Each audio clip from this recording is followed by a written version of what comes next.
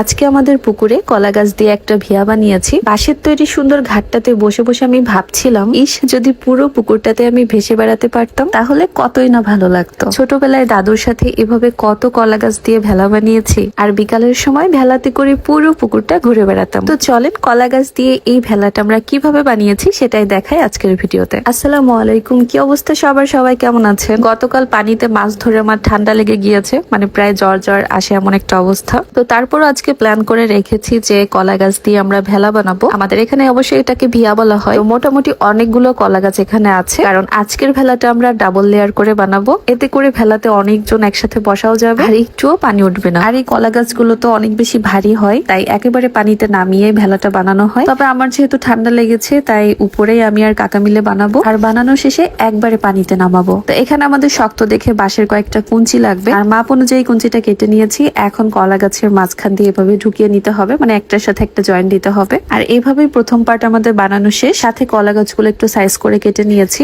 আচ্ছা চলেন এর মাঝে একটু চা খেয়ে আসি। আমি কিন্তু বাইরে প্রচুর পরিমাণে ফাস্টফুড আইটেম খাই, আমার ভীষণ পছন্দ। তারপরও আমি মোটা হই না, কারণ একটাই, ইউনিক কালেকশন ফেসবুক পেজ থেকে নেওয়া এই অর্গানিক স্লিমিং টিটাই আমি সবসময় খেয়ে থাকি। যারা মাসে 4 থেকে 5 কেজি পর্যন্ত ওজন কমাতে চাচ্ছেন কোন রকম ব্যায়াম ছাড়াই, তারা এই চাটা খেতে পারেন। এটা শরীরের অতিরিক্ত চর্বি শুষে নেয়, সাথে পেট পরিষ্কার করে, রাতে ভালো ঘুম হয়। যাদের ডায়াবেটিস থাইরয়েডের প্রবলেম রয়েছে তারাও খেতে পারবে, শুধুমাত্র প্রেগনেন্ট আপুরা ছাড়া। তবে বেবি হওয়ার 1 থেকে 2 মাস পর আবার কন্টিনিউ করতে পারবেন। আর এই চায়ের ফ্লেভারটা একেবারে মশলা চায়ের মতো। যাই হোক, ইউনিক কালেকশন ফেসবুক পেজটা আমার ডেসক্রিপশন বক্সে মেনশন করে দিয়েছি, যারা নিতে চান তাদের পেজ থেকে অর্ডার করতে পারেন। এই তো উপর থেকে আমরা সবাই মিলে ঠেলা দিয়ে কলার ভেলাটা পানির মধ্যে ভাসিয়ে দিলাম। আগে আমরা এভাবে এক পার্ট করেই বানাতাম, তবে এতে একসাথে অনেকজন ওঠা যেত না, তারপর পানিতেও ভিজে যেতাম। তাই কাকা বলল এই পার্টের পরে আর একটা পার্ট করে কলা গাছ পিছিয়ে দিবে। আমার পানিতে নামতে খুবই ভয় লাগছিল, কারণ ঠান্ডা লেগেছে, চাচ্ছিলাম না যে আমি এর থেকে আরো বেশি অসুস্থ হয়ে পড়ি। তো এরপর বাদ বাকি কাজগুলো সব কাকাই করেছে। আর ফাইনালি এটাই হচ্ছে আমাদের কলা গাছের ভেলা। যদিও বা এখনো বৈঠা বানানো হয়নি, কাকা বৈঠা বানাতে গিয়েছে। তবে আমার ওঠার জন্য একদমই তর সইছিল না, তাই একটা মোটা সাইজের কঞ্চি নিয়ে আমি উঠে পড়েছি কলার গাছের ভেলাতে। আর এটার উপর ওঠার পরে দেখলাম যে আসলেই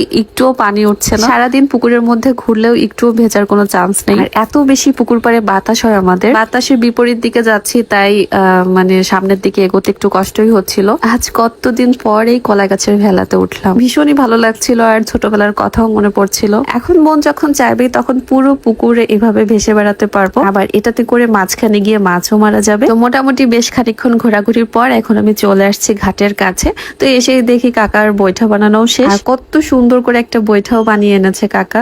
আসলে কাকার অনেক বেশি গুণ আছে, মাশাআল্লাহ। তো নতুন বৈঠা পেয়ে আবারও চলে যাচ্ছি পুকুরের মাঝখানে। আচ্ছা, কারা কারা এইভাবে কলা গাছের ভেলাতে করে পুকুরে ঘুরে বেরিয়েছেন অবশ্যই কিন্তু আমাকে জানাবেন, সেটা হোক ছোটকালে কিংবা বড়কালে। আমি তো চেষ্টা করি ছোটবেলার দিনগুলোর মতো এখনকার দিনগুলোও কাটাতে, তাই তো আমার এই টাইপের কাজগুলো করতে বেশ ভালোই লাগে। আপনাদের কাছে কেমন লেগেছে জানাবেন। বিদায় নিচ্ছে আজকের মতো, ভালো থাকবেন সবাই, আল্লাহ হাফেজ।